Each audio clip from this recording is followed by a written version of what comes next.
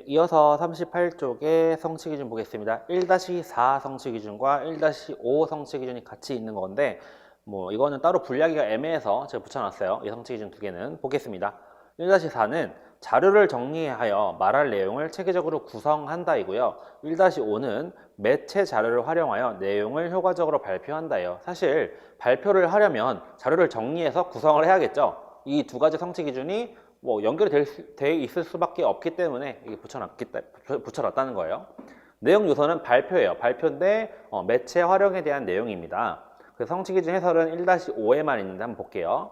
이 성취 기준은 매체의 특성에 따라 밑줄 칠게요. 그림, 표, 그래프, 사진, 동영상 등 말할 내용을 구체적으로 형상화하거나 요약적으로 보여주는 자료를 보조 자료로 활용하여 발표하는 능력을 기르기 위해 설정하였다. 여기까지 밑줄. 그래서 읽어보겠습니다. 화자의 생각을 형상화한 매체 자료를 보조 자료로 활용하면 청자의 흥미를 유발하고 정보를 효과적으로 전달할 수 있으며 설득력을 높일 수 있대요. 말하기의 목적과 대상, 말할 내용의 특성에 알맞은 매체와 매체 자료를 활용하여 발표 내용을 구성하고 발표를 해보도록 한다. 이런 내용이 들어가 있어요. 교학 방류는 한번 1번은 패스하고요. 계속 같은 내용이니까 2번을 읽어보겠습니다. 1번. 매체 자료의 활용에 대해 지도할 때는 어떻게 하래요? 매체 자료를 양적으로 많이 활용하는 것보다 뭐 어떻게 하래요? 발표할 내용과 발표를 듣는 대상의 특성, 발표 상황을 고려해요. 이게 다 뭐예요? 상황 맥락이라고 할 수 있죠. 이 상황 맥락을 고려하라는 거예요. 고려하여 적절한 자료를 알맞게 활용하여 발표 효과를 높이도록 한다. 즉, 뭐 예를 들면 발표하는 상황이 우리 반 학생들한테 전체를 가지고 와서 이렇게 전체에 대해서 나와서 발표하는 건지 아니면 모두먼들한테만 발표를 하는 건지 뭐 이런 상황들이 다 다양할 거 아니에요. 모두먼한테 발표할 건데 뭐 TV 자료를 쓸 거예요? 뭐 아니잖아요. 그럴 때는 뭐 스마트 패드를 쓸 수도 있는 거고 아니면 실제로 뭔가 판넬 같은 거 만들어서 보여줄 수도 있는 거고 아니면 모두먼들이니까 그냥 이렇게 인쇄 자료를 가지고 할 수도 있는 거예요. 그렇지만 우리 반 한 30명한테 같이 발표를 할 거라면 PPT 자료를 쓸 수도 있는 거고 이렇게 상황에 따라서 달라져야 된다는 거예요. 발표를 할 때. 보겠습니다. 평가 방법 그 및 유의사항도 계속 얘기가 나왔던 거니까 한번 넘어갈게요. 공식적인 말하기에 대해서. 강론 정리 보겠습니다. 1번. 발표 원고를 구성하는 방법이에요. 발표 원고를 어떻게 구성하는지 보겠습니다. 1번. 거기 동그라미, 시작하는 말 동그라미. 시작하는 말에는 밑줄, 모둠 이름, 조사 주제, 발표 제목이 들어가야 된대요. 이거는 모둠 발표이기 때문에 처음에 모둠 이름을 넣으라고 나온 거예요. 이 주제 자체가, 이 차시 자체가 어떤 발표를 하는 거냐면 개인 발표가 아니라 모둠 발표를 할 거기 때문에 이렇게 모둠 이름이 나왔다는 거. 만약에 모둠 발표가 아니면 뭘 쓰면 돼요? 자기 이름 쓰면 되죠. 자기 이름. 모둠 이름, 조사 주제, 그 다음 발표 제목이 들어가야 된대요. 그 다음 2번 전달하려는 내용 동그라미. 전달하려는 내용에는 뭐가 들어가야 된대요? 자료, 그리고 설명하는 말이 들어가야 된다. 발표 원고예요, 원고. 그 다음 3번 자료를 제시할 때는 거기 동그라미, 저작자 동그라미, 출처 동그라미. 저작자나 출처를 밝혀주어야 한대요. 그 다음 4번 끝맺는 말 동그라미. 끝맺는 말에는 발표한 내용, 그 다음에 모둠의 의견이나 전망이 들어가야 한대요. 유의점 볼게요. 유의점 화살표. 발표할 내용과 활용할 자료를 어떤 차례로 구성해 어떤 방법으로 발표할지 미리 글로 작성해 보면 뭐 할 수 있대요? 발표할 때 실수를 줄일 수 있고 능숙하게 발표할 수 있대. 그래서 이렇게 구성을 미리 해놔라는 거죠. 원고 같은 걸. 그래서 볼게요. 거기 교과서 장면인데 시작하는 말 구성하기라고 해서 시작하는 말 한번 읽어보겠습니다. 우리 샛별 모둠에서는 영어를 지나치게 많이 사용하는 실태를 조사했습니다. 발표 제목은 영어가 아름다운 우리말을 사라지게 해요입니다. 라고 해서 뭐 얘기했죠? 우리 모둠 이름 얘기했죠. 그 다음에 뭐 했다고요? 조사 주제 얘기했죠. 그 다음에 발표 제목도 이렇게 얘기했습니다. 시작하는 말에. 보이죠? 그 다음 전달하려는 내용 구성하기에서 원고를 봅니다. 자료는 뭘 준비했는지 볼게요. 방송 프로그램 가운데에서 영어를 지나치게 많이 사용하는 동영상을 보여줄 거래요. 그 동영상은 출처는 어디예요? 샛별 방송사 다같이 요리라는 프로그램이래요. 그 다음 설명하는 말도 자기가 적어 놓은 거죠. 원고니까. 샛별 방송사에서 방송한 다같이 요리 프로그램을 짧게 보여드리겠습니다. 라고 했을 때 뭐 한 거죠? 지금 출처를 거기 써있죠. 작은 글씨로 말이나 글로 설명해야 된다는 얘기예요. 내가 보여줄 거기 때문에 어떤 영상을 보여줄 거니까 말로 한 거야. 이거 샛별 방송사에 나온 무슨 프로그램입니다. 라고 했지만 아니면 뭔가 내가 신문 자료를 보여줄 거라면 읽기 자료를 줄 거라면 거기다 써놓으면 되죠. 거기 출처를 써놓으면 되는 거야. 그러니까 말이나 글로 해주면 돼요. 그래서 이 동영상에는 김땡땡 셰프 출연이라는 자막이 보입니다. 셰프는 요리사를 뜻하는 영어입니다. 또 프로그램에 나오는 출연자가 메인 디시라는 영어를 지나치게 많이 사용하는데 그것을 편집하지 않고 그대로 방송했습니다. 라면서 이렇게 설명하는 말을 미리 원고를 적었어요. 그다음 끝맺는 말 구성하기 볼게요. 끝맺는 말. 지금까지 영어를 지나치게 많이 사용하는 실태를 발표했습니다. 그래서 아름다운 우리말을 보존할 수 있도록 우리말을 바르게 사용하는 습관을 기릅시다 라고 해서 끝맺는 말에 발표한 내용을 요약한다거나 모둠의 의견 같은 거를 적어주는 게 좋겠죠. 그런 내용이 들어가 있어요. 그 다음 2번입니다. 거기 별표 다양한 조사 방법과 선택 방법 알아보기 이거 발표하겠습니다. 먼저 조사 방법 볼게요. 관찰법이 있어요. 관찰법의 장점 뭐가 있을까요? 현장에서 조사 대상을 직접 파악할 수 있어요. 하지만 단점 뭐가 있죠? 관찰해야 되기 때문에 시간이 많이 걸릴 수 있죠. 그 다음 설문지법이에요. 설문지법의 장점은 뭘까요? 여러 사람을 한꺼번에 조사할 수가 있다는 장점이 있는데 그 단점은 뭐가 있죠? 답한 내용 외에는 자세한 내용을 알 수가 없어요. 설문지 여러분 본 적 있잖아요. 뭐 이렇게 번호를 체크하는 거기 때문에 그 외에는 알 수가 없는 게 설문지법의 단점이 되겠죠. 그 다음 면담법은 뭘까요? 장점은 자세한 정보를 수집할 수가 있는 게 면담이에요. 그렇지만 단점은 뭐죠? 역시 시간이 오래 걸리고 내가 원하는 인물과 면담을 못할 수도 있다는 단점이 있습니다. 그 다음 책이나 글 연구법, 이거를 뭐라고 한다? 문헌 연구법이라고 하는데 이거에 대한 장점 뭐가 있죠? 정확하고 다양한 정보를 얻을 수 있으나 역시 단점은 내가 찾고 싶은 정보를 쉽게 찾지 못할 수도 있어요. 그러니까 책을 보는 건 어렵잖아요. 그렇죠? 여러 군데서 막 찾아야 되니까 어려울 수도 있다는 단점이 존재한다. 즉 이렇게 다양한 조사 방법들이 있고 이 조사 방법들에는 장점과 단점이 있기 때문에 적절히 섞어 써야겠죠. 그런 내용이에요. 그 다음 3번 넘어갈게요. 자료를 잘 활용해 발표했는지 점검하기. 그래서 이런 내용을 확인합니다. 어떤 내용을 확인하죠? 발표 내용에 알맞은 자료를 적절히 골랐다. 예, 아니요. 이렇게 점검을 하는 거예요. 본인이 발표를 하고 나서. 그 다음 인터넷에서 찾은 글이나 사진 자료를 사용할 때 출처를 표시했다. 이렇게 예, 아니요 라고 체크를 하죠. 그 다음 사실이 아닌 내용이나 과장된 내용을 쓰지 않았다. 이런 식으로 예, 아니요 점검을 하고 뭐 다른 모둠에서 발표한 내용도 이렇게 체크를 할 수 있겠죠. 본인이 자기 점검을 할 수도 있는 거고. 그 다음 볼게요. 밑에 참고자료 보겠습니다. 조사 발표 학습의 절차예요. 절차. 먼저 과정을 왼쪽에서 쭉 보면 뭐 해야 되죠? 조사 준비하기, 그 다음 조사를 하고 발표 토의를 하고 마지막 평가 정리하는 이런 단계로 갑니다. 먼저 조사 준비하기의 활동을 볼게요. 첫 번째 활동, 학습 목표와 내용을 분석합니다. 두 번째, 조사 목적과 뭘 설정해야 되죠? 내용을 설정합니다. 그 다음 그 조사를 할 계획을 하겠죠. 그 다음에 조사 방법을 이제 안내해 줍니다. 그리고 이제 실제로 조사하겠죠? 조사하러 갑니다. 조사하고 나면 뭐 해야 되죠? 조사 내용을 정리해야 되겠죠? 그 다음 발표 토의하기는 발표 방법 및 자료 준비하기. 그러니까 어떻게 발표를 할 건지 정리를 해야겠죠? 그런 식으로 정리하고 자료 준비도 하고 그 다음 발표 내용이나 순서를 정한 다음에 실제로 발표도 하고 마지막에 서로 너네 발표는 이런 게 좋았어? 이런 게 안 좋았어? 아니면 이게 좋았다? 그 다음에 이런 의견은 좋았다라는 식으로 의견을 나눌 수가 있겠죠? 그 다음 마지막에 평가 정리하기 단계에서는 조사 발표한 내용을 정리를 하고요. 그래서 뭐 1모둠 이런 얘기를 했고요. 2모둠 이런 얘기 정리를 하는 거야. 그 다음에 조사 활동 자체를 평가를 하고 그 다음에 후속 활동, 뭐 그 조사가 한 내용을 가지고 결정한 게 있으면 그 후속 활동을 할 수도 있는 거죠. 그 다음 보겠습니다. 발표 내용이 나왔기 때문에 이런 참고 자료가 나온 것 같아요. 말하기 불안을 해소하는 지도 방법인데 한번 읽어보세요. 근육 이완 훈련이야. 뭐 손과 팔은 어떻게 하면 근육이 풀릴 수 있고 말할 때 얼굴과 목 근육, 그 다음에 가슴 등 이런 거 있잖아요. 그러니까 뭐 스트레칭 같은 얘기이기 때문에 한번 그냥 심심할 때 읽어보세요, 이건.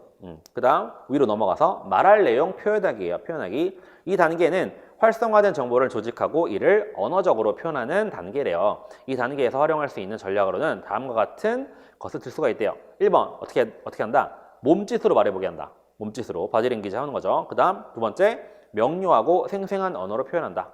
세 번째 말하기에서 감정 표현의 방법을 다뤄야 한대요. 네 번째, 말하기에서 자료를 적극 활용해야 된다. 자료 활용.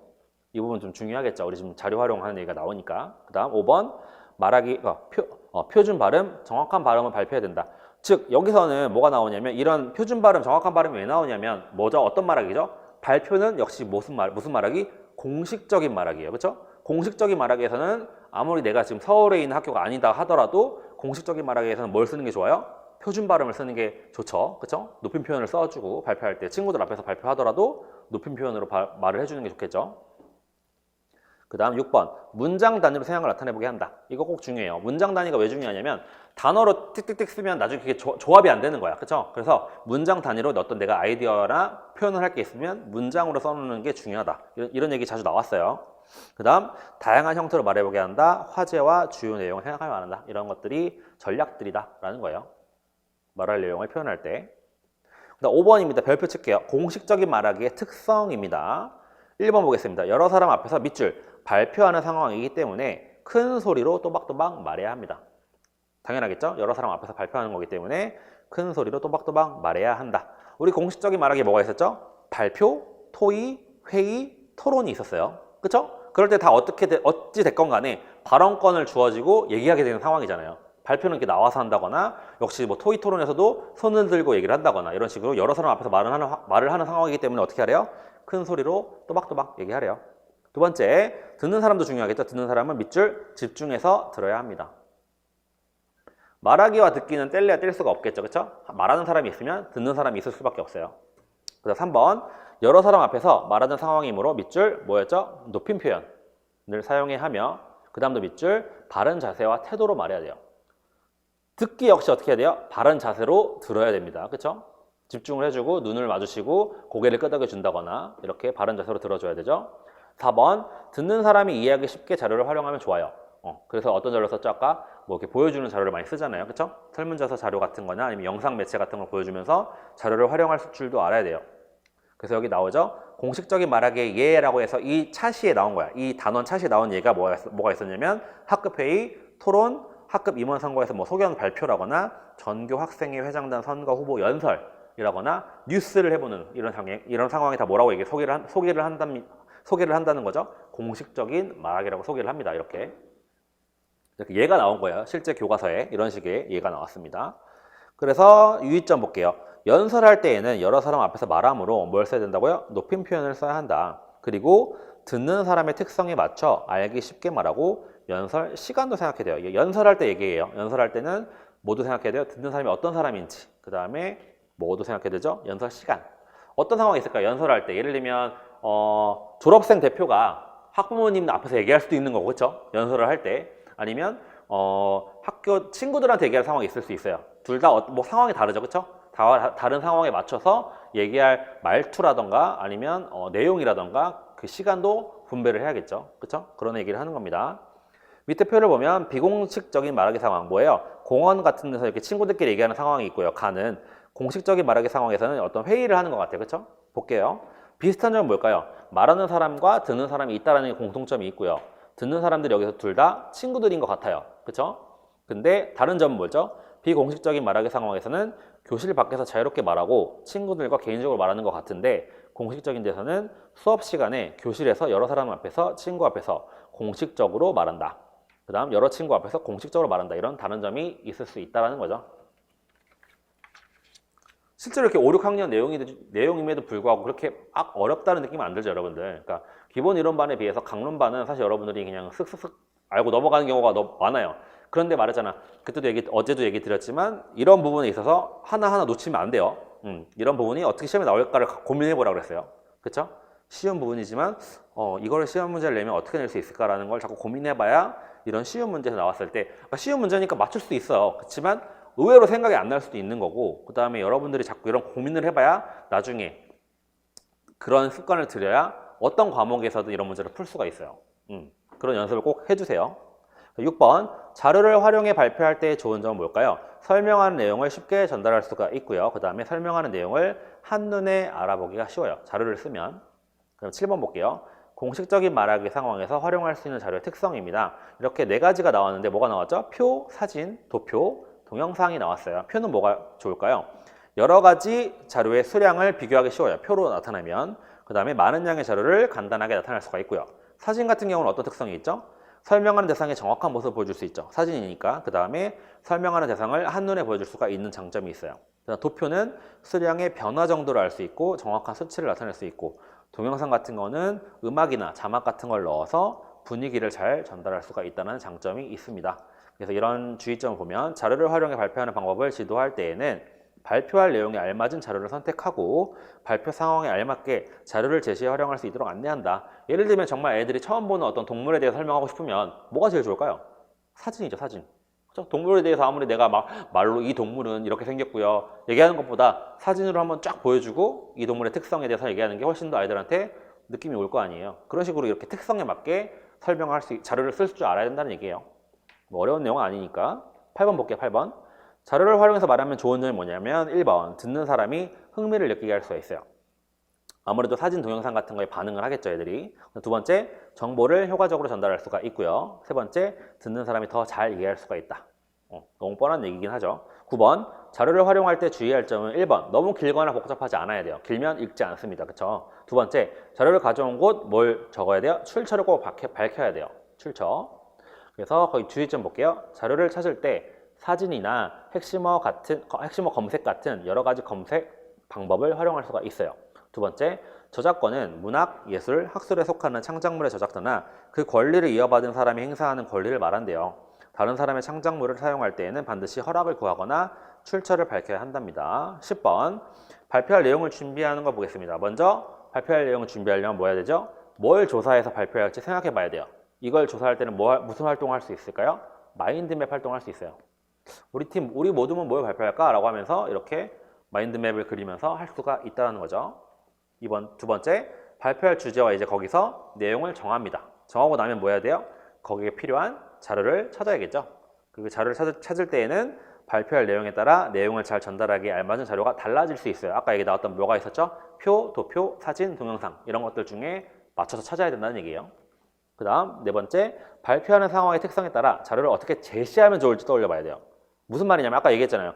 제가 모든 발표였는지 아니면은 그 학생 전체 발표인지 아니면 예를 들면 전 학년에 대해서 발표하는 건지 그 방송을 촬영하는 건지 모르잖아요. 그런 거에 맞춰서 자료를 준비를 해야 한다는 거예요. 같은 사진 자료를 제시하더라도 아까 말했듯이 한 3-4명한테만 보여줄 거라면 저 같으면 출력하겠죠.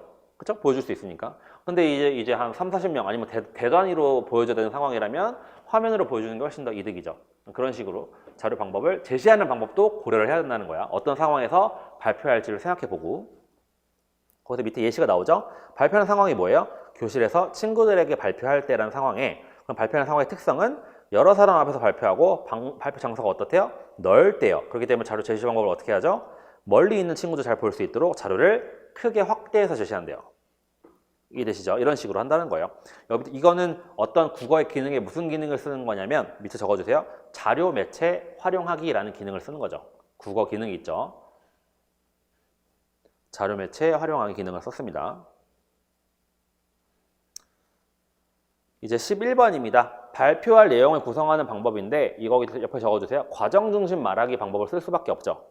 우리 말하기에서도 내용 조직하고 했던 거 기억나시죠? 말하면서 말하기 전, 말하기 중, 말하기 후 이렇게 했던 거 그거대로 쓴 거예요. 먼저 보면 시작하는 말이 나옵니다. 구성하는 방법에서 발표하려는 주제나 제목, 그 다음에 듣는 사람의 주의를 집중시킬 수 있는 내용을 넣어줘야 돼요. 그래서 예를 읽어보겠습니다. 안녕하세요. 1 모둠 발표를 맡은 김대한입니다. 우리의 미래를 생각하면서 우리 모둠은 미래에는 어떤 인재가 필요할까라는 주제로 발표를 준비했습니다. 우리 모둠이 준비한 자료는 표와 동영상입니다. 자료를 보면서 발표를 들어주십시오 라고 얘기합니다. 그 다음 설명하는 말이 뭐가 들어가는지 볼게요. 자료를 설명하는 말에는 자료를 가져온 것을 반드시 밝혀야 된다. 뭐 밝히라고요? 출처. 그 다음 설명하는 말에는 자료에 담긴 핵심 내용이 들어가야 되죠. 그렇죠? 그 자료의 핵심 내용을 정리해야 됩니다. 그래서 자료가 뭐였냐면 100대 기업의 인재상 변화라고 해서 2008년, 2013년, 2018년인가요? 이렇게 변화한 그 인재상 변화를 보여주는 뭘 보여줬죠? 표를 지금 보여주고 있어요. 예시를 보겠습니다. 미래에는 어떤 인재가 필요할까요? 라고 화두를 던져요. 이 화두 던지는 게 뭐냐면 거기 적어주세요. 관심을 끌 수 있는 말을 얘기하는 거예요. 관심을 끌 수 있는 말. 처음에. 여러분 같아도 이게 듣고 갑자기 있다가 미래에는 어떤 인재가 필요할까요? 라고 이런 식으로 딱 던지고 나면 귀를 쫑긋하게 할 수밖에 없죠. 그게 바로 뭐예요? 관심을 끌 수 있는 말. 듣는 사람의 관심 끄는 말이에요. 그걸 먼저 던졌습니다. 대한상공회의소에서 조사한 100대 기업의 인재상 변화에 따르면 밑줄 2008년에는 창의성이 1순위였는데 2013년에는 도전정신이, 그 다음에 2018년에는 소통과 협력이 1순위입니다. 여기까지 밑줄 칠게요. 지금 이거 뭐 한 거죠? 자료에 담긴 핵심 내용을 좀 말한 겁니다. 그쵸? 자료를 보여주면 자료 띡 보여주면 돼야 안 돼요? 안 돼요. 그거에 대해서 핵심 내용을 정리를 해줘야 되는 거죠. 그 내용이 들어갔다는 거예요. 이처럼 시대에 따라 필요한 인재상은 달라지고 있습니다. 우리가 어른이 되는 미래에는 어떤 인재가 필요할까요? 우리 모두는 인공지능, 사물 인터넷 같은 4차 산업혁명으로 이전과는 다른 산업 형태가 나타나면서 필요한 인재상도 달라질 것이라고 예상했습니다. 미래에는 변화가 굉장히 빠른 속도로 일어나기 때문에 미래의 인재에게 가장 중요한 것은 계속 배우려는 의지라고 생각합니다. 라고 얘기를 합니다. 그랬더니 끝맺는 말에는 발표할 내용을 간단하게 정리하고 함께 생각할 점을 넣는데요. 그래서 지금까지 미래에는 어떤 인재가 필요할까라는 주제로 발표했습니다. 발표를 준비하면서 미래의 훌륭한 사람이 되려면 어떻게 준비해야 할지 친구들과 생각해 볼 수 있었습니다. 이상으로 우리 모든 발표를 마치겠습니다. 라고 해서 마무리를 하죠. 이런 식으로 구성하는데 이 구성하는 말하기가 뭐라고요? 과정 중심 말하기라고 했어요. 이 말하기를 할 때 뭐 해야 됩니까? 미리 말하기 전에 내용 조직하고 생각해보고 해야 되잖아요. 말하면서도 계속 돌아가면서 얘기를 하고 그다음 말하기 후에서도 이렇게 평가를 하게 되고 점검하는 거죠. 그 다음 12번 볼게요. 별표 칠게요. 별표. 발표할 내용을 점검할 기준 정하기예요. 발표할 내용을 점검할. 거기 1번 볼게요. 아까 얘기 나왔죠. 뭐였죠? 듣는 사람의 밑줄, 관심을 끌 수 있는 말이 들어가 있는가? 관심을 끌 수 있는 말. 아까 우리 그 설명하는 말이 뭐가 있었죠? 미래에는 어떤 인재가 필요할까요? 이게 바로 뭐였어요? 관심을 끌 수 있는 말이 들어간 거죠. 그 다음 2번. 거기도 밑줄, 자료의 핵심 내용이 담겨 있는가? 자료의 핵심 내용. 아까 우리 핵심 내용 정리했었죠? 뭐였죠? 2008년에 뭐가 있었고 1등이었고 이렇게 얘기를 했잖아요. 그게 바로 뭐예요? 내가 제시한 자료의 핵심적인 내용이었어요. 그다음 세 번째, 자료의 출처를 밝혔는가? 출처도 밝혔죠. 어디서 얘기했죠? 대한상공 회의소에서 조사한이라고 얘기하면서 그 출처를 밝혔죠. 그렇죠? 그런 식으로 출처를 밝혀줘야 된다. 즉 관심을 끌 수 있는 말이 있는가? 그 다음에 핵심 내용이 정리가 되어 있는가? 그 다음에 출처가 밝혔나? 이거를 중요시 해야 된다. 그 다음 13번 볼게요. 발표할 내용을 잘 구성해야 하는 까닭 보겠습니다. 그래야 잘 구성하면 뭐가 좋을까요? 짜임새 있게 발표할 수 있기 때문이고 그 다음 듣는 사람이 흥미 있게 발표를 들을 수도 있기 때문이에요. 14번 여러 사람 앞에서 발표할 때 주의할 점입니다. 1번 준비한 자료를 차례에 맞게 잘 보여주며 말합니다. 그 다음 두 번째 자료를 보여줄 때에는 친구들이 잘 집중할 수 있도록 자세히 소개한다. 그 다음 세 번째 멀리까지 잘 들리도록 또박또박 큰 소리로 말한다. 이런 내용이 중요하고요. 15번입니다. 발표를 들을 때 주의할 점 알기. 1번 발표하는 사람을 바라보며 어떤 자세로? 바른 자세로 듣는다. 두 번째 발표하는 내용 가운데서 중요한 부분을 적으며 듣는다. 밑줄 중요한 부분은 적으며 듣는다. 무슨 듣기죠?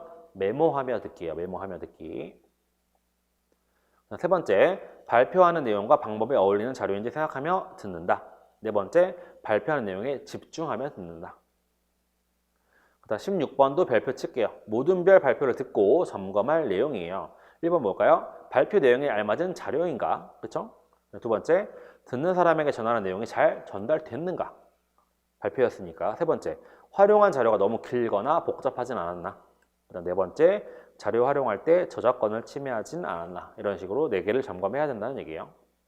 그 다음 17번, 자료를 활용해 짜임새 있게 발표할 때 주의할 점입니다. 먼저 1번, 거의 비슷한 내용이 반복이 돼요. 그렇죠? 여러분 읽어보면 반복되는 내용이 많지만 그래도 하나씩 볼게요. 듣는 사람이 이해하기 쉽도록 한꺼번에 너무 많은 자료를 제시하지 않아야 돼요. 즉 아까 뭐가 있어요? 위에 보니까 활용한 자료가 너무 길거나 복잡하지 않았나요? 라는 점검할 기준이 있었잖아. 그러니까 주의할 점에도 이런 내용이 들어있는 거예요. 너무 길거나 그러지 않았나? 이렇게 생각해 보라는 거죠. 그 다음 두 번째, 발표 상황에 밑줄 알맞은 자료 제시 방법을 정한다. 거기도 있잖아요. 위에 점검할 내용에 알맞은 자료를 적절히 활용했나요? 이런 내용이 있었잖아요. 그렇죠? 세 번째, 발표할 내용과 활용할 자료의 특성을 생각한다. 이건 뭐예요? 뭐가 연결이 되죠? 그 위에 있는 2번과 연결이 되죠. 왜? 듣는 사람에게 전하라는 내용이 잘 전달되었는지와 발표 내용과 활용할 자료의 특성을 생각한다는 매치가 되는 거예요. 그렇죠? 내가 듣는 사람에게 잘 전달하는 게 목적이잖아요. 그렇기 때문에 자료를 잘 특성을 살려서 이용해야 되는 거죠. 그 다음 4번, 활용한 자료는 출처를 먼저 밝혀서 저작권을 보호한다. 뭐 이런 내용도 비슷하죠. 바로 16번과 17번이 약간 매치가 된다는 얘기예요. 제 말은. 18번, 참고자료 2번입니다. 볼게요. 매체예요. 매체를 한번 읽어보세요. 뭐가 있냐면 그냥 인쇄 매체, 방송 매체, 통신 매체 이렇게 나와요. 그러니까 뭐가 있어요? 뭐 신문이나 책 같은 인쇄 매체가 있을 수 있고, 그 다음에 방송 매체, 뉴스 같은 게 있을 수 있고, 그 다음에 통신 매체, 인터넷 같은 게 있을 수 있죠. 뭐 그런 매체에 대한 내용이니까 한번 읽어보시고요. 그 다음 교수 매체의 기능을 한번 읽어보겠습니다. 매체는 그의 종류에 관계없이 보편적으로 가지고 있는 교육적인 기능이 있대요. 매체라는 게. 즉 매개적 보조 기능, 정보 전달 기능, 경험 구성 기능, 교수 기능이라는 게 있는데 그게 뭔지 한번 보겠습니다. 사실 참고할 내용이에요. 그렇게 중요한 건 아닌데 읽어볼게요. 매개적 보조 기능은 교사가 뭐 하는 거? 수업의 보조 수단으로 매체를 사용하는 것으로 수업 시간의 단축, 주의력 집중, 동기 유발, 흥미 유발 효과가 나타난다는 거죠. 교사가 수업을 할 때 이런 매체를 보여주는 거에 이런 장점이 있다는 거예요. 두 번째, 정보 전달 기능은 내용을 전달하려고 매체를 사용하는 것으로 시공간을 초월해 정보를 전달할 수 있고 학습자가 여러 감각 채널로 내용을 수용할 수 있도록 다감각적으로 정보를 전달할 수 있는 것이다. 또 내용 특성에 적합한 상징으로 내용을 전달할 수가 있대요. 그 다음 경험 구성 기능은 매체 그 자체가 뭐래요? 학습 내용을 포함하고 있음으로써 매체의 활용을 통해 그 매체에 대한 학습이 가능하대. 경험을 구성할 수 있다는 거예요. 학생한테 그 매체 자체가. 그 다음 마지막 교수 기능은 매체를 효과적으로 활용해서 학습자의 그거 오타예요. 지적 기능이에요. 지적 기능. 지적 기능을 개발하는 것이라고 얘기 나오죠. 그 다음 3번 발표를 효과적으로 수행하기 위해 갖춰야 할 것. 발표란 뭐래요? 여러 사람 앞에서 자신의 생각이나 의견 또는 어떤 사실에 대해서 진술하는 말하기를 가르치는데 여러분들 발표 생각해보면 알죠? 발표가 뭔지. 여러 사람 앞에서 뭔가 전달하려는 게 발표인 거잖아요. 그래서 발표를 효과적으로 수행하기 위해서는 기본적으로 보편적 의사소통에 필요한 과제 분석, 수행, 조정 능력을 갖춰야 한대요. 발표 수행의 성취를 판단하는 데 적용하는 청자의 호응 정도를 고려한다면 말하기 상황에 적합한 화제를 계획할 뿐 아니라 청자와 함께 의미를 구성할 수 있어야 된다. 즉 무슨 말이냐면 발표를 하려면 내가 말하기를 하려면 사실 내가 그러니까 책을 쓸 때 독자를 고려하는 것처럼 이 발표를 할 때도 이 청자가 어떤 상황인지 어떤 사람들한테 얘기를 하는 건지를 고려하고 발표를 준비해야 된다는 거예요. 그래서 같이 의미를 구성해 나간다고 본다는 겁니다. 그 다음 또 예상된 말하기 여건을 고려하여 내용이 효과적으로 전달될 수 있도록 매체 자료와 표현을 선택할 수 있어야 한대요. 그래서 발표 실전에는 발표 준비 결과를 적용하되 청자와 상호작용을 하며 청자의 반응에 따라 말하기를 조정하며 상황에 유연하게 적용할 수 있어야 된다. 즉 발표할 때 예를 들면 학생들이 좀 따분한 것 같으면 어떻게 해요? 좀 농담도 던질 수 있는 거고 그쵸? 이해가 빠르다 하면 말을 좀 빨리 해서 빨리빨리 넘어갈 수 있는 거죠. 그냥 그렇게 상황에 맞게 유연하게 적용하라는 거예요. 그런 얘기입니다. 그 다음 19번 주제에 맞는 자료를 찾는 거예요. 매체 자료. 어떤 사실이나 정보, 의견을 담아서 듣는 사람에게 전하려고 매체 자료를 활용할 수가 있어요. 매체 자료에는 뭐가 있을 수 있을까요? 영상, 사진, 표, 지도, 도표, 그림, 소리, 음악 따위가 있대요. 이런 매체의 종류입니다. 그래서 발표하고 싶은 주제가 있어요. 이렇게 세 가지로 나눠지는데 여기 교과서에 나온 거 스마트폰 과몰입을 예방하자. 그 다음에 스몬비족, 이게 뭐야? 스마트폰 좀비라는 새로운 신조어죠. 이런 스몬비족이 되지 않게 주의하자. 그냥 좋은 댓글을 달자라고 주제를 정해서 발표하고 싶을 때 어떤 매체를 활용하냐면 스마트폰 과몰입을 예방하자는 도표를 쓰겠대요. 그 다음에 스몬비족 이거는 사진을 쓸 거고 그 다음에 좋은 댓글 달자 이거는 누리 소통망 서비스, 뭐 SNS 같은 걸 보여주겠다는 건데 밑에 보겠습니다. 이 자료를 정한 까닭을 볼게요. 도표로 정리하면 한눈에 스마트폰 과몰입 실태를 확인할 수 있대요. 그 다음 외국의 보행 중 스마트폰 사용 경고, 교통 표지판 사진을 제시하면 스몬비족이 되지 않게 주의하자는 것이 세계적인 운동임을 알릴 수 있기 때문이래요. 또 예를 들면 이렇게 핸드폰 보다가 사고가 날 뻔한 사진 같은 거 보여주면 훨씬 더 좋겠죠. 그 다음 댓글을 직접 제시해서 즉 누리 소통망 서비스 SNS에 있는 댓글 같은 걸 직접 제시해서 좋은 댓글과 나쁜 댓글의 영향을 비교할 수도 있겠죠. 이렇게 적절한 매체 자료를 활용할 수가 있다는 거예요. 밑에 주의점 볼게요. 매체 자료를 활용한 발표가 일방적 전달이나 그대로 읽기가 되지 않도록 주의하래요. 그 다음 듣는 사람과의 밑줄 상호 교섭적 의사소통, 그 다음 공감적 대화가 되도록 한다. 그러니까 발표가 일방적이면 된다 안 된다? 안 된다라는 거예요. 그 얘기 하는 겁니다. 위로 올라가서 볼게요. 매체 자료를 활용하는 과정이 학생 주도적이고 실질적 수행이 되도록 한다. 즉 교사가 너무 주도해서 하는 게 아니라 학생이 실제적으로 매체 자료를 찾아보고 해보는 활동을 하라는 거고 그 다음 매체 자료를 양적으로 많이 활용하는 것보다 발표 내용과 발표를 듣는 대상의 특성 그 다음 발표 상황입니다. 발표 상황을 고려해 적절한 매체 자료를 알맞게 활용해 발표 효과를 높이래요. 마지막 주의점 다양한 매체 자료에 노출된 학생들에게 매체 자료를 어떻게 하래? 밑줄 비판적으로 선별하고 수용하래요. 그 다음 건전하고 유의미한 매체 자료를 능동적으로 창작해보는 기회가 되도록 한다. 즉 매체 자료를 활용하는 것도 좋지만 예를 들면 애들이 활용할 거면 어디서 갖고 와야 되잖아요. 그렇죠? 어디 갖고 와야 되는데 이거를 비판적으로 선별할 줄 알아야 되는 거. 그런 능력도 길러주는 거죠. 그 다음 20번입니다. 영상 자료를 제작하고 발표하는 과정이래요. 애들이 영상 자료를 만들어 보는 활동도 합니다. 볼게요. 거기 첫 번째 나오는 구름 모양으로 된 게 7가지 단계가 있다는 건데 보겠습니다. 실제로 8가지가 있어요. 사실 이게 보다 보면 볼게요. 발표 상황 파악하기가 있고 그 다음 주제 정하고 그 다음에 내용 및 장면 정하고 이거를 따로따로 떨어뜨릴 수도 있어요. 그러니까 밑에 나오는 자료 8가지 나왔던 건 뭐냐면 내용 및 장면 정하기를 위에는 지금 하나로 나왔죠. 근데 여기 교과서 장면에서는 내용을 먼저 정하고 그 다음 장면을 정하는 그거를 나눴어요. 그래서 위에 그 구름으로 된 거는 7단계가 되어 있고 밑에는 8단계가 나와 있다는 거 참고해 주시고요. 그 다음 촬영 이제 촬영할 거니까 우린 계획도 세우고 실제로 촬영도 하고 촬영하고 나면 뭐 해야 돼요? 편집하고 그 다음에 그거 가지고 발표하는 단계까지 간다는 건데 한번 볼게요. 1단계 보겠습니다. 발표 상황 파악하기예요. 그래서 거기 보니까 발표 목적은 무엇입니까? 라고 해서 이제 건강주간을 맞아 건강을 주제로 한 작품을 발표할 것입니다. 라고 해서 듣는 사람은 누군가요? 뭘 파악하죠? 듣는 사람이죠. 전교생한테 보여줄 거래요. 그래서 발표 상황에서 고려할 점은 뭡니까? 라고 하니까 전교생을 대상으로 하므로 1학년에서 6학년까지 모두 이해가 쉬워야 합니다. 그 다음에 학교 방송으로 보여주므로 주제가 흥미롭고 내용이 새로우면 좋습니다. 그 다음에 실제로 주제에 맞아야 되죠. 건강에 도움을 줄 수 있어야 합니다. 이런 내용을 고려한다는 거예요. 두 번째, 주제를 정합니다. 이렇게 해서 주제를 정하는 활동. 거기 예시 답 한번 볼게요. 발표를 듣는 사람들이 흥미를 느낄 만한 주제를 정해야 돼요. 그 다음 친구들과 토의해서 다양한 의견을 나눕니다. 그 다음 발표 상황과 관련한 자료를 더 찾아봅니다. 그래서 주제를 정합니다. 그 다음 이제 내용을 정해요. 보니까 촬영할 내용을 정한다는 거죠. 영상 자료니까 무슨 내용을 정할까 했더니 맨발 걷기를 하는 모습, 뭐 맨발 걷기의 효과 아니면 맨발 걷기를 하는 사람과의 면담 이런 걸 촬영해 볼까? 라고 해서 내용을 정한다는 거예요.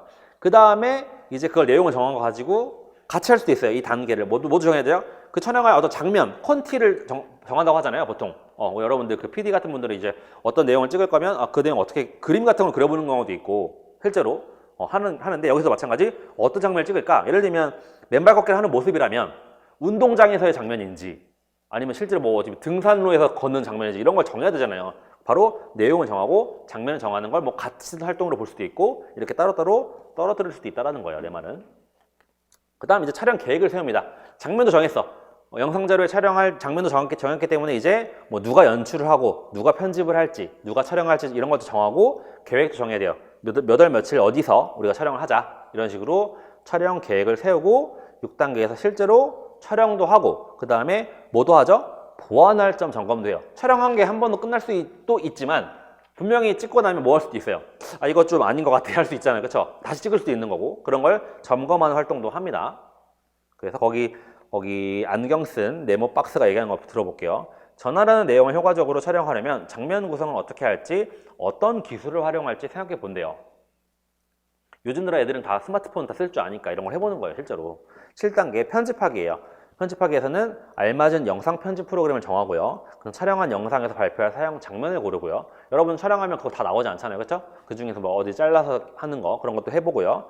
발표 효과를 높이는 다른 매체 뭐 표나 도표나 신문기사도 활용하고 그 다음에 장면을 차례받게 편집도 하고 제목이나 자막이나 배경음악도 넣고 거기 또 뭐도 있죠? 자막은 정말 필요한 내용만 뭐 간단하게 넣는다. 그 다음에 인용한 내용은 모두 뭐 적는다. 출처까지 적는다. 라고 해서 이제 정리해서 편집까지 하면 뭐죠? 최종적으로 방송으로 전교생을 통해서 전교생한 상대로 방송을 통해서 이렇게 발표도 하죠. 이런 식으로 끝낸다는 거죠. 주의점 볼게요. 주의점 오른쪽 위에 비속어나 은어 같은 격식에 맞지 않은 언어를 사용하지 않아야 돼요. 왜 그럴까요? 특히나 방송이기 때문이에요. 방송 같은 걸로 영상 매체 촬영하기 때문에 이런 거는 특히나 더 주의해야겠죠. 그 다음 두 번째 줄 밑줄 영상에 나오는 사람들의 동의를 꼭 얻어야 됩니다. 그쵸? 그 초성권 엄청 중요하죠. 그래서 그 다음도 계속 밑줄 칠게요. 촬영 동의를 얻어야 할 경우 촬영 목적, 일시, 내용을 미리 알리고 뭐 해야 돼요? 양해를 구해야 합니다. 아시겠죠?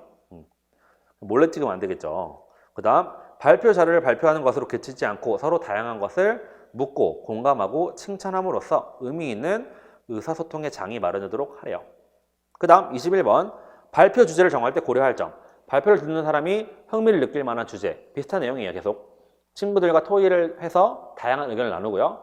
그 다음 발표 상황과 관련한 자료를 더 찾아보고, 그 다음 발표 내용을 정하는 방법 알기 볼게요. 주제를 효과적으로 전할 수 있는 내용을 정한다. 그 다음 뭐 주제에 관련해 중요한 내용을 선별한다.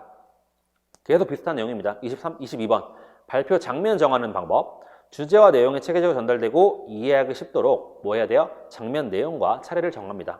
그 다음 분량이 발표 시간에 알맞도록 정해야 되고요. 그 다음 촬영이나 편집이 가능한 장면을 정합니다. 그 다음 발표를 효과적으로 하는 방법입니다. 발표하기 전이나 발표한 뒤에 말할, 소개하거나 부탁하는 내용을 다양한 방법으로 준비할 수 있어요. 그 다음 발표를 하거나 들을 때 집중하고 듣는 사람이나 발표하는 사람을 존중해 줘야겠죠. 그 다음 영상이나 음성에 문제가 없는지 미리 확인해야 돼요. 그렇죠? 중요하죠 이거. 그 다음 온라인이나 오프라인에서 발표할 수가 있다. 즉 여러분들 뭐 예를 들면 온라인 게임 스트리밍을 할 건지 아니면 진짜 어떤 뭐 CD롬이라든가 USB에 갖고 와가지고 틀어줄 건지 이런 것도 정해야 되는 거예요. 아시겠죠? 그 다음 영상 자료를 만들어서 인터넷에 올릴 때 주의할 점 1번 영상 자료가 보는 사람들에게 좋은 영향을 주는지 살펴보고요. 그 다음 영상에 나오는 사람들한테도 좋은 영향을 주는지 생각해 봐야 되고요. 그 다음 영상에 매체 자료를 넣을 때는 그 자료에 뭘 밝혀야 돼요? 출처를 밝혀야 됩니다.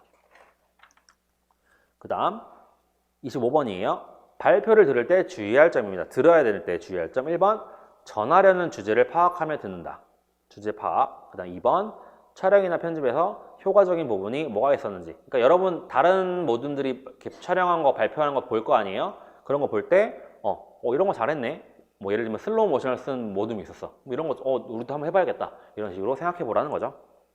매체에 대한 얘기 또 나오니까 한번 그거 넘어가고요. 2번 참고 자료에서 매체 문식성이라는 거 한번 볼게요. 매체 문식성은 뭐래요?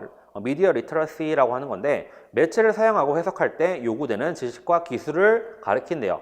매체별로 다양한 언어 양식들이 나타난 의미 작용에 복합적으로 관여한대요. 책이나 신문, 잡지는 뭐라고 할 수 있어요? 인쇄 매체로서 문자 언어, 그 다음에 거기 오타입니다. 시각 언어예요. 시각 언어. 문자 언어, 시각 언어. 그 안에 뭐가 있어요? 그림, 사진, 뭐 도표 등이 있을 수 있죠. 이런 걸 이런 시각 언어가 있고요. 그 다음에 라디오는 음성 언어, 그 다음에 음향, 음악 등의 의미 작용에 관여를 합니다.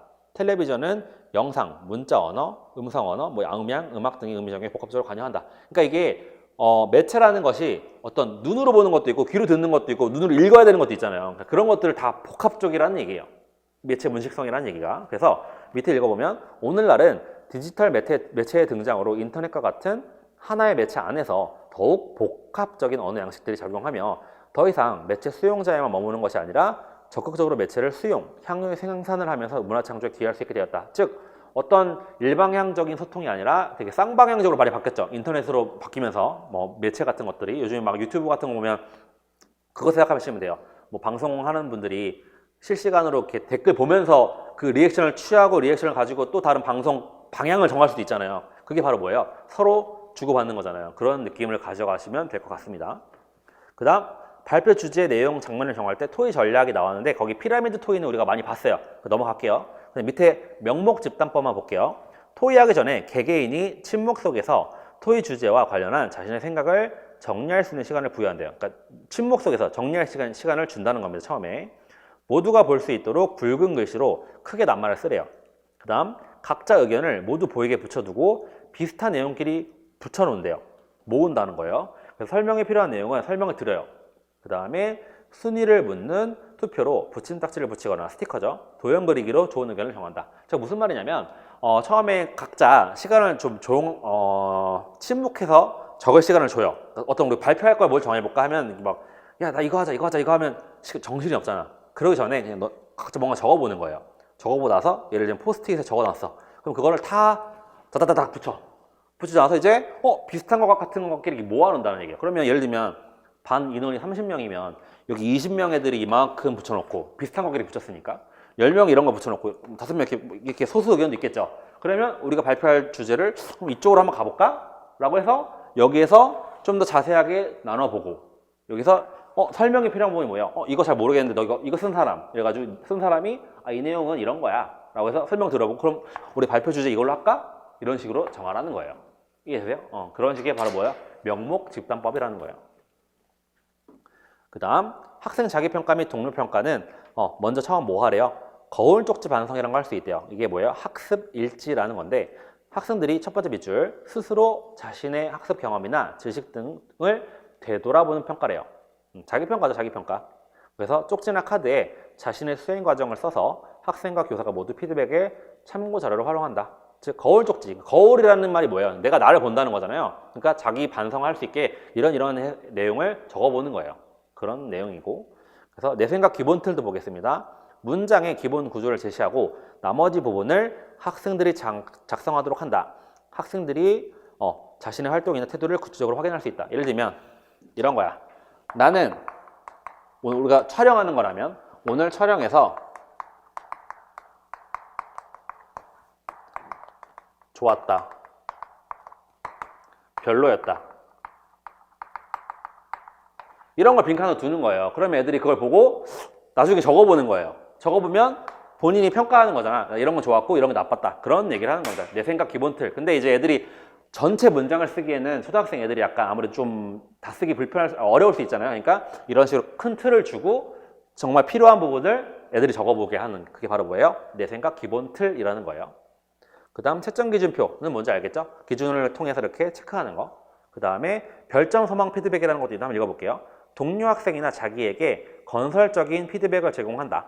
별에는 강점, 소망에는 개선할 점을 쓴다. 그러니까 지금 뭐냐면 잘한 사람, 잘하는 것도 있을 거고 조금 약간 개선할 점도 있을 거 아니에요. 근데 그거를 뭐 장점, 단점이라고 적는 것보다 약간 별, 소망이라고 적어서 약간 이쁘게 포장한 거예요. 거기다가 이렇게 별에는 잘한 거 써주고 소망이라는 카드에는 좀 개선할 점을 써준다는 거죠. 별로 어려운 건 아니에요. 이름만 이렇게 쓴 거고 한마디로 장점, 단점을 썼다는 얘기예요. 그렇죠?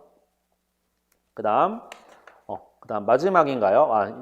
두 개 더 남았죠. 여기까지 하고 쉴게요. 1-6, 1-7까지 하고 쉬겠습니다. 1-6 보겠습니다. 드러나지 않거나 생략된 내용을 추론하며 듣는 거예요. 여기서 뭐해서 내용 요소는 추론하며 듣기예요. 추론하며 듣기. 1번 볼게요. 교학방류 볼게요. 추론하며 듣기를 지도할 때에는 드러나지 않은 화자의 의도나 관점을 생각하며 듣게 하거나 밑줄 생략된 내용을 짐작하며 듣도록 한다. 즉 없는 내용을 생각해 보는 게 뭐예요? 추론하는 거죠. 그렇죠? 여기에서는 교과서에서는 우리 초등학교 수준에서는 보통 어떤 용어를 많이 쓰냐면 짐작하기라는 용어를 많이 써요. 추론해보기가 아니라 짐작하기. 그래서 볼게요. 강론 정리입니다. 단서와 추론이라고 해요. 단서와 추론, 단서가 뭔지 얘기 나옵니다. 단서는 뭐예요? 어떤 일이나 사건이 일어난 까닭을 풀 수 있는 실마리를 뭐라고 한다? 단서라고 합니다. 그렇죠? 그 다음 추론은 뭘까요? 이미 아는 정보를 근거로 삼아 다른 판단을 이끌어내는 게 추론이에요. 추론. 그래서 유의점 볼게요. 초등학생 수준에서는 추론의 정리를 외우게 하기보다는 어떻게 하래요? 추론 활동을 다양하게 제시하래요. 밑줄. 추론 활동을 다양하게 제시하는 것이 바람직하다. 그 다음 일반적으로 학생들은 추론을 대단히 어렵게 생각하고 엉뚱한 방향으로 추론하기도 해요. 그러나 드러나지 않은 내용을 창의적으로 사고하는 과정에서 동그라미, 즐거움 동그라미, 즐거움을 찾을 수 있다. 재밌어 합니다. 실제로 이런 거 추론하는 거. 그 다음 추론은 고차원적인 이해 능력이다. 들은 내용이나 읽은 내용에 드러난 것을 파악하는 것 첫 번째 단계이고, 그렇죠? 일단 나온 내용, 드러나 있는 내용을 판단하는 게 먼저예요. 그렇죠? 내용 확인이 먼저입니다. 내용 확인을 먼저 하고 드러나 있지 않은 부분을 짐작하는 게 다음이에요. 그러니까 이 짐작을 하려면 기본적으로 내용 파악이 돼야 돼요. 듣거나 뭐 읽거나 뭐 다 상관없이. 이해되시죠? 그래서 이를 다른 직간접적 경험과 연관지어 내용을 추론하는 것이 그 다음이라는 거예요. 그러니까 내용 파악이 먼저라는 거예요. 한마디로. 그 다음 자신의 배경 지식을 떠올리거나 여러 가지 상황을 생각하며 드러나지 않은 내용을 짐작해보면 좀 더 깊고 넓은 내용이나 상황을 이해할 수 있다라고 했는데, 우리 그때 영어랑 국어 기본 이론서에서 얘기할 때 뭐가 있었죠? 상향식이 있었고 하향식이 있었어요. 읽기나 뭐 듣기 같은 거에 다 상관없이. 그럼 이렇게 추론하는 건 무슨 듣기죠? 하향식이에요. 하향식. 그때 얘기했죠. 영어에서도 마찬가지. 영어에서도 이게 뭐예요? 탑다운 방식이죠. 탑다운 방식. 여러분이 아셔야 돼요. 근데 이 하향식의 특징이 뭐라고요? 배경 지식을 써서 뭔가 생각을 하는 거면 하향식인 거예요. 거기 있는 내용, 텍스트, 우리 글이라거나 텍스트에 있는 내용이라거나 아니면 듣기라면 화자가 말하는 그 내용에만 근거해서 뭔가 듣는다면 그거는 상향식 듣기예요. 그 내용에서 근거해서 찾는 거니까. 이게 돼요? 예를 들면 영어에서 뭐가 있었죠? 예를 들면 뭐 A, B, C, D 얘기 나오고 거기서 뭐 이렇게 매치시키는 거는 상향식 듣기예요. 그렇지만 이게 어디서 일어나는지 뭔가 내 배경 지식 같은 경험 같은 걸 써야 되는 듣기라면 하향식 듣기라고 했었어요. 여기도 마찬가지예요. 그럼 이건 뭐예요? 추론하며 듣기는 물론 상향식 듣기일 수도 있지만 어떻게 뭐가 많이 들어가요? 자신의 배경 지식을 떠올리거나 여러 가지 상황을 떠올려 볼 수밖에 없죠. 그렇기 때문에 대부분 하향식이라고 할 수 있는 거예요. 그런 의미도 좀 생각해 보세요. 이 추론하기. 보겠습니다. 여기 네 가지 단계가 나옵니다. 먼저 추론할 때 뭘 보고 하죠? 1번 제목과 그림을 보고 내용을 추론합니다. 그 교과서 장면을 보니까 수원화성을 어떻게 만들었을까라는 걸 듣기 전에 뭐 하래요? 제목과 그 그림을 살펴보면서 어떤 내용일지 추론해보는 활동을 합니다. 1번. 2번 볼게요. 내용 추론이에요. 거기서 이야기 동그라미 이야기. 이야기에서 찾을 수 있는 단서를 확인하기. 그럼 이건 뭘까요? 이야기에서 찾은 거니까 뭐예요? 상향식이에요. 먼저 내용 추론을 할 때 뭐부터 해요? 내용을 확인해야 되니까 상향식 듣기 아니면 상향식 읽기를 하게 될 수밖에 없어요. 그 내용에서 갖고 와야 되니까. 이해되시죠? 세 번째 뭐예요? 내용 추론하는데 뭐 떠올리래요? 자신의 경험 동그라미. 자신의 경험 찾아보는 거. 그러니까 배경 지식이죠? 배경 지식. 그러니까 이건 뭐예요? 하향식 듣기라고 할 수 있죠. 이해돼요? 제 말하는 거 이해되시죠? 먼저 뭐부터 해야 한다?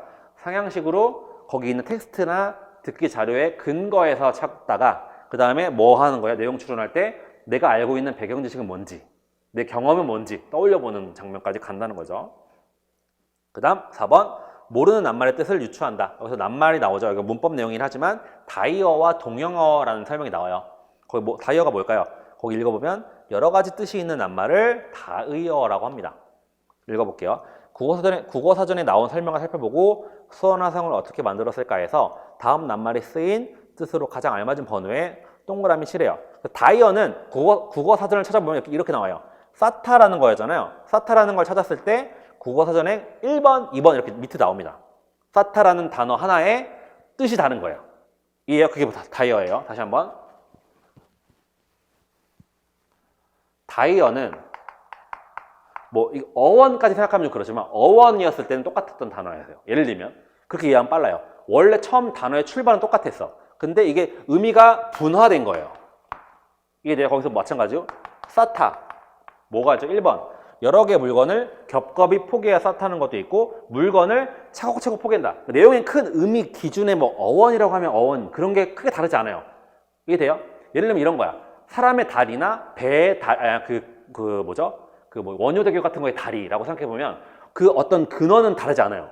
거기서 나온 단어가 뜻이 갈라진 게 보통 다이어예요. 보통은 그래요. 그래서 1번, 2번 한 단어에 1번, 2번이 나와요. 그럼 밑에 나온 동영어는 뭐냐? 그걸 생각하면 돼. 동음의어라고 생각하면 돼. 음은 똑같아. 음은 똑같은데 아예 뭐 예를 들면 괄호에 있는 한자가 아예 다르다거나 아예 단어가 다른 단어인 거야. 그냥 모양만 같을 뿐이에요. 그걸 뭐라고 한다? 동형어라고 하는 거예요. 뭐가 있을까요? 사람의 배와 먹는 배는 이름은 똑같지만 사실 의미가 아예 다르죠. 그거 뭐라고 할 수 있어요? 동형어라고 할 수 있죠. 그러니까 다이어와 동형어 차이를 알아두세요. 그 동형어는 뭐래? 밑에 보니까 형태는 같지만 뭐가 다르다? 아예 뜻이 다른 낱말. 이해되시죠? 여러 가지 뜻이 있는 낱말은 다이어. 그 다음에 형태는 같은데 뜻이 아예 다른 건 동형어라고 한다는 거. 문법 파트에서 나와요, 이거. 그 다음 볼게요. 이야기의 내용 추론 방법 볼게요. 인물의 말과 행동으로 이야기에 드러난 내용을 자세히 파악해요. 이야기에서는 보통 인물의 말이나 행동 가지고 파악을 하죠. 그 다음 자신이 평소에 아는 사실이나 경험을 바탕으로 더 알 수 있는 사실을 짐작한다. 즉 1번 같은 경우는 뭘까요? 상향식이에요. 그쵸? 그 안에 있는 내용 텍스트를 기반으로 파악을 하는 거예요.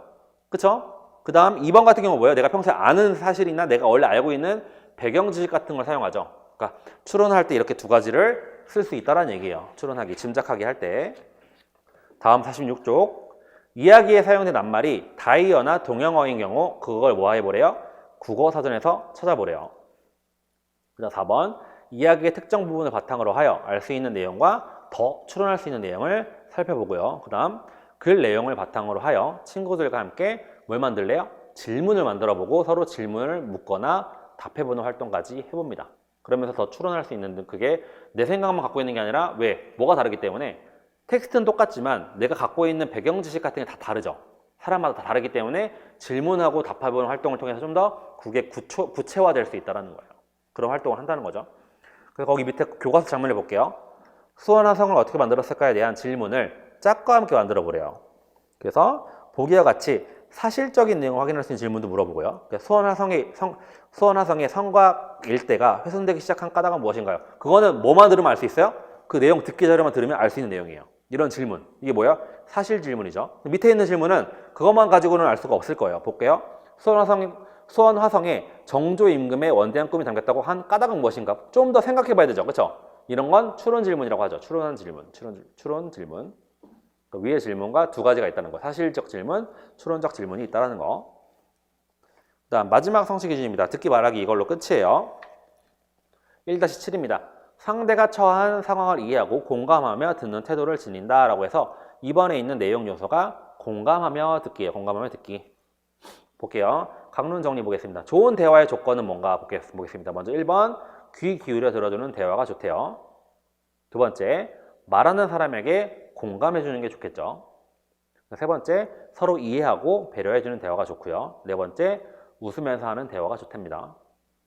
그 다음, 공감하는 대화란 읽어볼게요. 상대의 마음을 이해하고 상대가 느끼는 감정과 같이 느끼며 귀 기울여 듣고 상대를 배려하며 말하는 대화래요. 즉 감정이입이 충분히 되고 서로 공감해주는 대화가 공감하는 대화라는 거죠. 여러분이 알고 있는 그거예요. 그래서 이 공감하는 대화를 하면 좋은 점이 나옵니다. 뭐 기분이 좋게 할 수 있고 사이가 더 좋아질 수 있고 무슨 지향 말하기죠? 관계 지향 말하기예요. 그렇죠? 말할 내용이 더 풍부해지고요. 대화하는 상대가 좋아해지고요. 그 다음에 상대의 생각을 쉽게 알 수 있고 솔직한 마음을 알 수 있습니다. 그 다음 공감하며 대화하는 까닭은 1번 읽어볼게요. 상대의 처지를 이해할 수 있고요. 처지를 바꿔 생각하면 상대의 마음을 알 수 있다. 뭐죠? 역지사지죠. 역지사지. 3번 상대에게 공감하며 말하면 기분 좋은 대화를 할 수 있고요. 그 다음에 4번 대화를 즐겁게 이어갈 수 있다. 이런 장점들이 있다. 그 다음에 공감하며 대화하는 방법 이건 정도 알아주세요. 별표 칠게요. 먼저 뭐가 있죠? 경청하기가 있어요. 경청하기. 어떻게 하는 거죠? 말하는 사람에게 주의를 기울여 집중하며 듣는 거예요. 이때 할 수 있는 말은 아 그렇구나. 그래서 어떻게 됐어? 네 말이 그런 뜻이구나. 이런 식으로 경청해 주는 거예요. 이때 표정은 어떻게 하래요? 고개를 끄덕이고 눈을 맞추고 웃어주고 손뼉을 치고 상황에 맞게 손짓을 해준다. 그게 경청하기 안에 들어간다는 거죠. 그 다음 역지사지 뭐죠? 처지를 바꾸어 생각하기예요. 위에 처지를 바꿔 생각하기. 말하는 사람의 처지가 되어 생각해보고요. 자신과 상대의 처지가 어떻게 다른지 생각해보는 그 거꾸로 생각해보는 거죠. 입장을 바꿔보는 거 그런 게 있어요. 그래서 그런 표현은 어떻게 할 수 있죠? 정말 슬펐을 것 같아 라고 네 입장을 이해해주죠. 그다음 내가 너라면 아주 기뻤겠어. 그 다음에 나라도 아주 화가 났을 거야. 상대방의 입장이 되어서 말해주는 거. 이때는 뭐 주먹을 불끈 쥐어줄 수도 있고 손을 모아주고 어깨를 토닥여준다. 상대의 입장을 생각해보는 그런 거 있을 수 있고요. 그 다음 공감하며 말하기예요. 상대의 기분을 고려해서 말하고 자신의 잘못은 없는지 생각하며 말한다. 이것도 마찬가지로 뭐 네가 무척 힘들었겠구나. 다음에는 잘 할 수 있을 거야. 비슷하긴 해요. 사실 이게 처지를 바꾸어 생각하기와 공감하며 말하기가 뭐 크게 다르진 않아요. 생각해보세요. 그렇지만 이렇게 나눠질 수 있다는 거. 그래서 헷갈리면 대표적인 예시 나온 그 말 있죠? 그것만 기억해 주세요. 이거를 막 다른 대화에는 뭐가 있을까라고 여러분이 생각을 좀 파생적으로 가면 헷갈릴 수가 있어요. 그러니까 여기 대표로 나온 말 있죠? 처지를 바꿔 생각하기는 이런 말을 했구나. 그 다음에 공감하며 말하기는 이 말을 했구나. 이렇게 정도만 매칭을 시키면 돼요. 아시겠죠?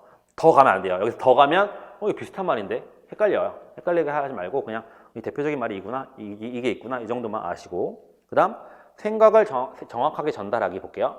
전하고 싶은 말을 생각을 정확히 전하고 예의 바르게 또박또박 말하래요. 아 그러니까 청수구역을 자주 바꾸면 좋겠어 라고 내 생각을 정확하게 말하는 것도 필요하다. 그 다음 상대 반응 살펴보기. 자신의 말에 상대가 어떻게 반응하는지 살펴보기. 내 말을 넌 어떻게 생각하니? 이렇게 물어볼 수 있겠죠. 예시만 알아두시면 좋을 것 같아요. 그리고 저 같으면 굳이 이걸 낼 거라면 이 처지를 바꾸어 생각하기와 공감하며 말하기를 구분하는 문제 안 나올 것 같아요. 안 낼 것 같아. 헷갈리거든 지금. 이거는 뭐 틀리라고 내는 문제일 수 있고 어색해져요. 이걸 문제를 내버리면. 그러니까 저게 문제를 낼 거라면 뭐 경청하기라거나 생각을 정확하게 전달하기 이런 걸 내겠지. 뭐 처지를 바꿔 생각하기와 공감하며 말하기를 빈칸 뚫어놓고 맞춰라 이런 문제는 안 나온다니까. 여러분은 그러니까 그런 거를 나오면 어떡하지? 이런 생각하지 말라고요. 그런 문제 안 나와요. 헷갈리는 문제는 안 나와. 거의 안 나와. 그러니까 그리고 만약에 나오더라도 이렇게 구분이 애매모호한 게 나오면 둘 다 정답 처리를 할 거예요 아마. 그런 거에 너무 연연하지 마세요. 그리고 정신경쌤이 뭐라고요? 그 해당하는 예시만 외우세요. 예시만 외우고 나와도 그 예시가 나올 거니까. 더 이상한 새로운 예시를 갖고 와가지고 이거 뭐에 해당될 것 같아? 안 물어봐요, 절대. 그러니까 나와도 이 예시가 나오니까 예시만 신경이 쓰이신 분은 예시만 외우고 나머지는 사실 그 처지를 바꿔 생각하기와 공감하며 말하기 정도만 구분을 하면 나머지는 그 보고 풀 수 있어요. 근데 이 두 개는 조금 헷갈릴 수 있기 때문에 제가 얘기를 드리는 거예요. 그 다음 볼게요. 6번 누리소통망에서 예절을 지키는 대화하기입니다. 1번 말하고 싶은 내용을 정확하게 전달해야 되고요. 2번 이상한 말이나 줄임말을 쓰지 않아야 됩니다. 그 다음에 3번 상대가 대화하고 싶은지 확인하고 말을 걸어야 된다. 왜냐면 보이지 않잖아요. 그렇죠? 누리소통망에서 예절이니까 안 보이니까 지금 대화하고 싶은지 확인해보고 말을 해야 되고요. 그 다음 4번 혼자서 너무 많이 말을 하면 안 되고요. 그 다음 5번 처지를 바꾸어서 생각해 보래요. 유의점 볼게요. 누리소통에서 상대와 나누는 대화를 누리소통망 대화라고 한대요. 상대와 직접 대화하기 어려울 때 누리소통망 대화를 하는 경우가 많은데 이 대화는 상대를 직접 만나지 않고도 대화를 주고받을 수 있다. 그죠? 그 다음 누리소통망 대화를 할 때는 상대의 얼굴이 보이지 않기 때문에 더욱 예의 바르게 얘기해야 됩니다. 다른 사람에게 마음의 상처를 주지 않도록 조심해야 되고요. 그 다음 누리소통망을 이용한 대화는 기본적으로 음성 대화를 제외하고 생각한대요. 그러니까 전화 통화, 보이스톡 이런 거 아니라는 얘기예요. 여기서 말하는 대화란 뭐래요? 우리가 생각하는 카톡 대화나 댓글 대화라는 거예요. 그런 식으로 생각해 보라는 거예요. 따라서 어떤 형태로든 밑줄 문자 언어 사용해서 예절을 지키도록 강조하래요. 문자 언어라는 거예요.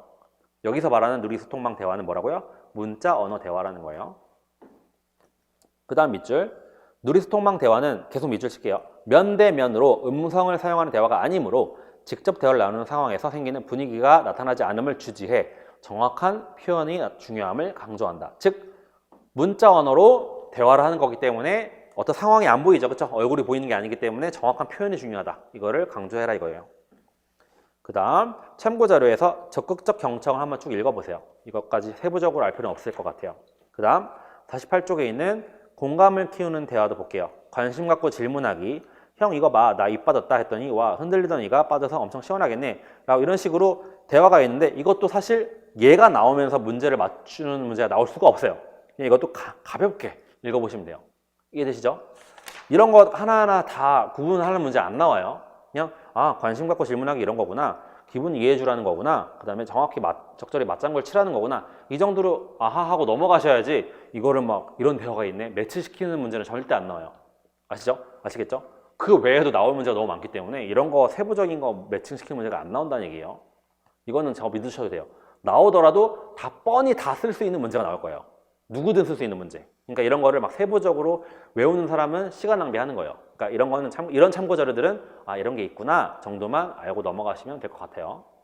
여기까지 하고 듣기 마무리하고 조금 있다가 문학 하겠습니다.